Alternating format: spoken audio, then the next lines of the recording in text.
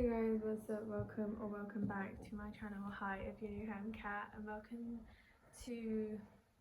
This isn't really part of my gap year diaries. This is just something I wanted to talk about because I wanted to know how many other people are going through something like this. So today I just wanted to talk about trauma, how things that we face in our childhood kind of trigger us, and how they manifest into our adult lives. Honestly, I'm 18, so I've literally just turned an adult. But I have been one of those mature kids, those sensible kids for literally all my childhood. So I don't think that really applies to me. So today I just wanted to talk about things that I've heard as a kid and how they have made me who I am and how I'm not happy with that. Okay, so the first thing is like things that you hear as a kid, right? There was this, okay, actually before that, there was this one reel that I saw and it was like, parenting is a myth. The kids just copy what their parents do. And that is so true because that is what I did as a kid and I would get scolded for it. My parents both had typical Asian parents, so they do get angry, and when they do, it can be quite, okay. So as a kid, like I would go through those things. Like when I got a math sum wrong, I would be scolded, I would be hit. It was a whole scene. Like it was war basically. And of course every Asian kid, most Asian kids go through this, and very very few exceptions. I think with the next generation maybe it might change, but they just take pride in doing so. So yeah, and as a kid, like whenever we would go out, we'd be at some family friend places. I, as a kid, was very carefree. I would just talk whatever I wanted to, and like say whatever I wanted to. Like I would always speak the truth. I still do actually most of the time. But as a kid, I'd say things, and then my parents, once we got home, would be like scolding me for saying the wrong thing, or for saying something that they didn't tell them, and then I had said it out loud and it would be awkward or something like that. But from then on, I like got this psychological thing that I am being watched, I am being judged, every word I say is being noted. So as a result, the defense mechanism that I took up was just to keep quiet. So whenever we would go out, talk to new people, I was very very scared to talk, and that manifested into fear of public speaking, fear of being judged, fear of being perceived, all of this shit. And so as a result, I've had like low self-confidence, low self-esteem, and just been scared to do things. And of course that is because of these things as a kid, things that I faced in my childhood. Now don't get me wrong, my parents have given me a lot, I'll tell you that. Like I'm so grateful for everything that they've done for me, but they've also given me a fair share of trauma to deal with. And I am a bit of a sensitive person, so everything hits at a whole other level to me. So I just wrote, I was journaling. I haven't been able to journal in days because there's so much going on in my head, and I just sat down and wrote like 2.5 pages. And I thought I wanted to talk about this because I want to know how many of you guys also going through something like this. And I hope we can figure something out with this together, like how to get rid of our limiting beliefs, how to work over self-sabotage and all of this. So I think this one is very common. So when you get bad grades, it's like, oh my god, shame on you. Like I thought you were different, I thought you were smart, but you're actually just the same as everyone else. Now those are things that I've heard, and as a kid they hit a whole other level. Even till day when I remember when my parents said that to me, it actually makes me want to cry, but okay, whatever. And then when you do get good grades, when I used to get really good grades throughout like middle school and the start of high school, and then they'd be like, okay fine, whatever, and my parents would be like, it's actually not really the grades, it's more about conceptual understanding, I don't really care about the grades. And as a result, when you don't get any satisfaction from getting good grades, I just decided, okay, I don't care anymore, and I just like my grades lowered, and I would just be getting like above average marks. And my parents were like, oh my god, why are you doing so bad at school, kind of thing. And I just lost interest at one point. And then I think there are a few kids that can also relate to this, but throughout high school I was not allowed a phone, I did not have WhatsApp, and I did not have any social media at all. I lived off of YouTube, and through YouTube you can't really text or call anyone though, but I lived off of YouTube. I would manage through Hangouts and Google Meet to talk to my friends, and then my parents' WhatsApp, but I wasn't allowed my own phone until quite later on, and that was only after I had just declared that one of the empty phones in the house was mine. And even then I didn't have a SIM card for about 5 years, and that was just my parents' version of parenting. And yeah, so no social media up until I turned 18 actually. At 16 I did get an account, but I deleted it later on because of some other issues. But yeah, and I developed at one point in time I started feeling insecure about my face. So I wear glasses, so my face without glasses I used to feel really insecure because people will always be passing comments. Honestly, I think I look beautiful either way. Like, I'm learning to build that self-love now. Now I look at myself without glasses and I think, oh my god, you actually really are so beautiful. And I think that's really important, and that is what we're looking to build to. And then what else? I cannot talk to guys. As a kid I could, and I had many good guy best friends. Like, at one point in time my best friends were just two guys. Okay, and then later on, as I grew older, I don't really remember when, but my parents one time were like, you know, guys are like this, guys are like that, you should be really quite careful. You know, like, don't give them hints that you like them or something, don't get into a relationship, you know, there are so many bad people out there, blah blah blah blah blah. And as a result, now I can't have a proper conversation with a guy anymore. I just can't. It kind of engraved a bit too hard into my head, and but this is definitely something I need to work through because it is not going to work this way. Okay, it just does not work that way. And then oh yeah, as a kid it's like, don't act like a grown-up, okay? Don't act like an adult, don't act like you know everything. And then especially, oh my god, when you're in your teenage, Asians or Indian society, I think it's Asian because it's just used interchangeably. Like, when you're 18 it's like, oh my god, don't act like an adult, you're still a kid. And then when you do something wrong, like, why are you such a kid, you're supposed to be an adult now. Like, don't, they just use it whenever they want to, however they want to. It is actually so frustrating, but what can we do? And then yeah, don't act like an adult. And then why don't you even try to do things? You should dream big. Why do you hate yourself? Why can't you just be grateful for what you have? Don't spend too much time on your phone. No TV unless you've earned it. When I turned 13, I was not allowed to watch 13 plus content. When I turned 18 was when I gained access to 13 plus content, and I don't even know when I'll get access to 18 plus content, but I just watch on my own now. My parents don't know about that.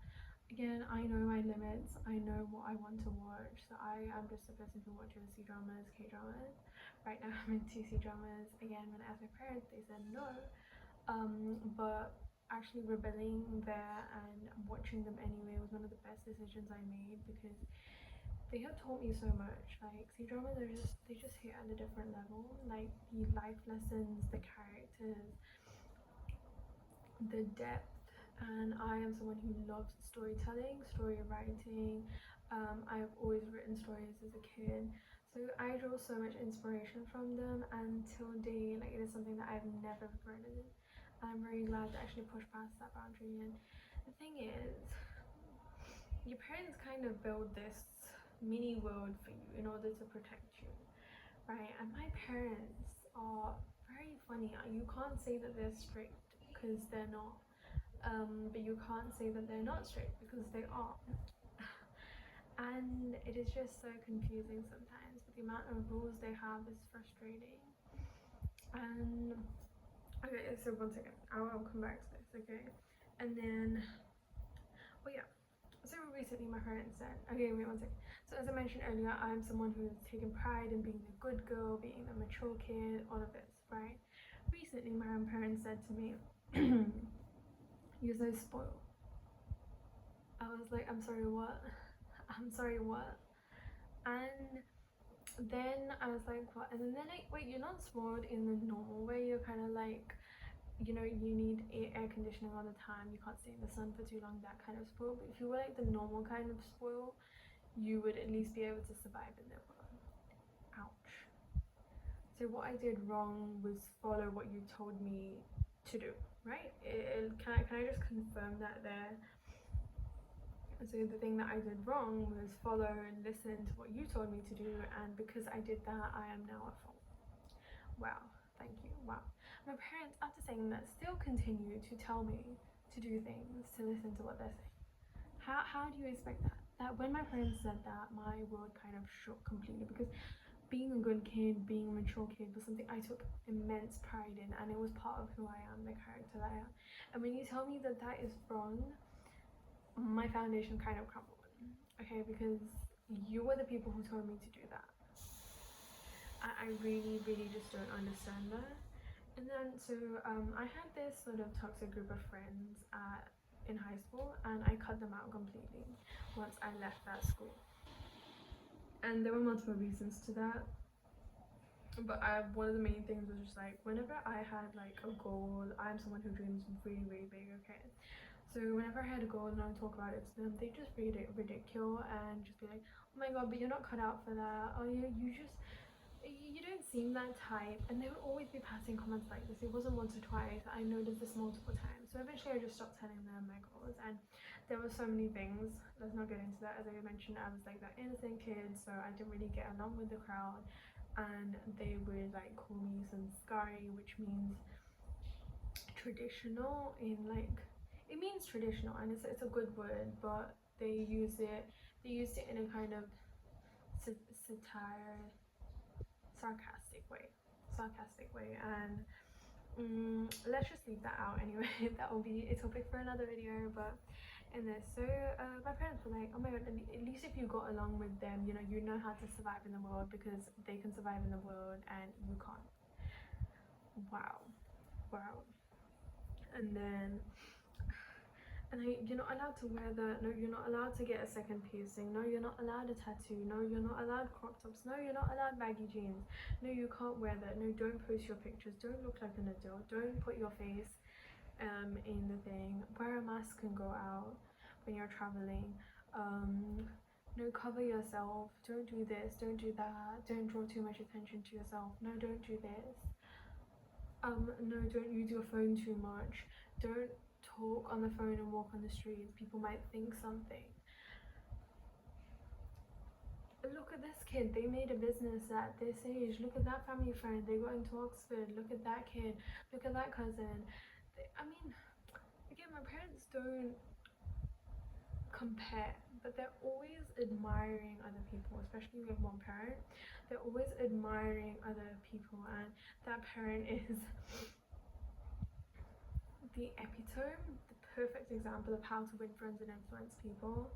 And he uses that psychology from that book and that kind of thing. And it's like they're always praising the other person to make the other person feel seen, and I have developed those characteristics too, but as a result it's led me to put everyone else on a pedestal except me. And as a result, like, I feel even low and even more thing. And when you hear them constantly praising other people, you crave that praise too, especially from your parent, right? So you crave that praise and validation, but I never got it. Like, even when I did, like when I was doing crazy things during my gap year, I had to confront them and be like, normally, okay, fine, you don't praise me, that's okay, but I'm doing this. You know how hard it is to get your approval and praise. And the thing there that I actually should have learned is that you're not supposed to do things for approval, even if it is your parents. You're not supposed to seek external validation. The only validation you need is the validation from yourself. And that was the lesson that I was supposed to learn there. And then, yeah, and then they'd be like, oh my god, why do you always worry? You need to work on your strength, do yoga, do meditation. Don't react, just respond. Don't get your emotions and everything. Don't be so sensitive. don't take everything so personally. Why do you always worry? Why are you always overthinking? You should be confident. And when I am confident, there's one or two times they can't handle it, because to be honest, even I haven't seen myself confident. I don't know what I look like as a confident person, and sometimes we can find that a bit uncomfortable and unsettling, especially for the people around you. And then they'll be like, don't act so stubborn, don't act like you know everything, okay? Don't be so stubborn, don't be so dumb, and don't be so naive, don't be so innocent. And yeah, I could go on. These are just like a few things that I've written down, and I just want to know, like, how many of you guys out there are also going through similar things. And it can be really hard. I am honestly just struggling, because I've been in the same environment with these people for so long, right? And then and along with this, we also have like internal family drama, where like parents' sides, they get into fight, and I took sides sometime. Now I'm like neutral, and as a result I would just get squashed in between.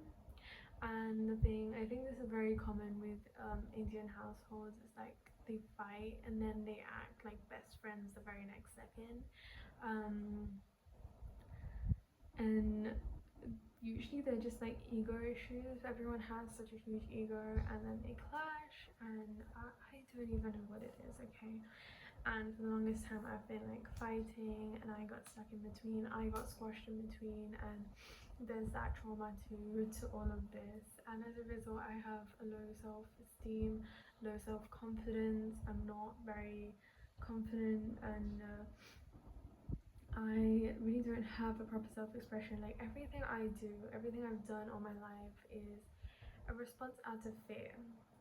A response out of fear of being judged, fear of being perceived. I played it small, I put others on a pedestal, I made others feel seen, I played the good girl.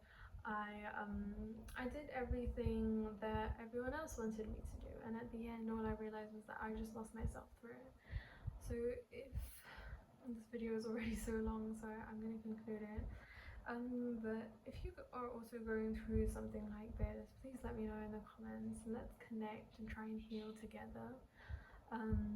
So I'll be moving out in 2 months. I'll be moving out to college, and honestly I really am in need of a new environment. And the reason why I was sort of journaling about this was because I've actually been feeling scared to move out, because this has been my comfort zone and my comfort, even though it's quite uncomfortable in terms of that, but it's actually your safe space, and you are just so used to it, which is kind of what leads to self-sabotage, of you falling back into your old triggers. It's like when you, this is an example, I don't relate to this, but this is an example. It's like when you know, you grew up with a single parent, or your parents' relationship was kind of off and on kind of thing. As a result, that is the kind of love that you've seen as a kid. So when you grow up, you also end up in relationships like that. That's because you haven't healed, and you just go for what's safe and what feels familiar, but most of the time that isn't what's right for you.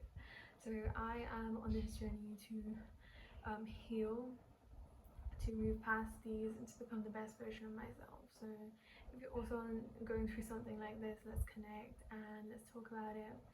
And I hope this video, you know, kind of made you feel seen, kind of made you realize that you're not the only one going through things like this, because I really think that's kind of what this video is for me.